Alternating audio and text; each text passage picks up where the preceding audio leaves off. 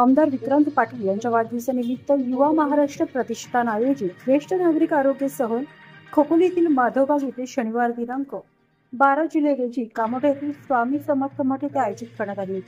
यावेळी नागरिक, पदाधिकारी व कार्यकर्ते मोठ्या संख्येने उपस्थित होते।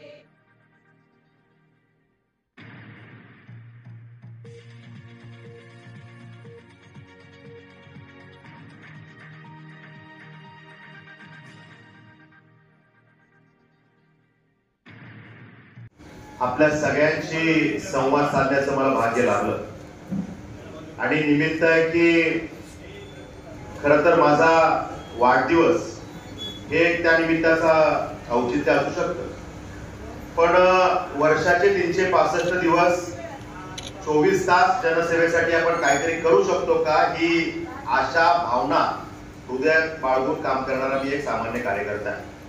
आणि त्यामुळे वाढदिवसाच्या निमित्ताने सुद्धा नेहमी करतोच, पण आज काहीतरी अजून चांगलं करावं ही भावना आमच्या सगळ्याच हितचिंतकांची, कार्यकर्त्यांची, माझ्यावरती प्रेम करणाऱ्या माझ्या सहकार्यांची होती। आणि त्यामुळे सकाळपासूनच समाज उपयोगी कार्यक्रमांची एक मालिका मुली, खारघर, तळोजा, करंजाडे, पनवेल, नवीन पनवेल, खंडाकोणी या सगळ्या क्षेत्रामध्ये बघायला मिळते। खरं तर आजचा हा कार्यक्रम माझे सहकारी स्वप्नीलजी काटकर यांनी आपल्या सगळ्यांसाठी समोर येऊन आयोजित केलेला आहे। की त्यांचं म्हणणं होतं की दादा, इतके चांगले कार्यक्रम आपण सगळीकडे साकारतो आणि मग आपल्या कामोठे वासियांसाठी, महाराष्ट्राच्या कानाकोपऱ्यातून या ठिकाणी आलेल्या आमच्या कामोठ्यातल्या नागरिकांसाठी, ज्येष्ठ नागरिकांसाठी आणि आमच्या मायमाऊलींसाठी त्यांच्या आरोग्याची चिंता करण्यासाठी एक आपण माधवबागच्या ठिकाणी त्यांची एक आरोग्य सहल आयोजित केली पाहिजे। मला ही उपक्रम खूप आवडला।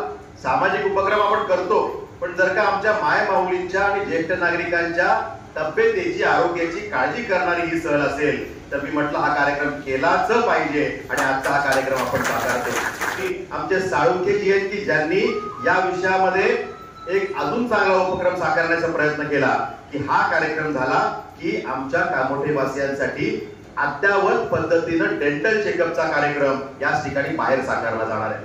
आणि त्यामुळे माझं खरं तर मन आज आनंदी आहे की अनेक सामाजिक उपक्रम होत आहेत, पण त्यातल्या त्यात ही वेगळी गोष्ट आहे की आम्ही काहीतरी अभिनव आरोग्याच्या विषयातही करू शकलो।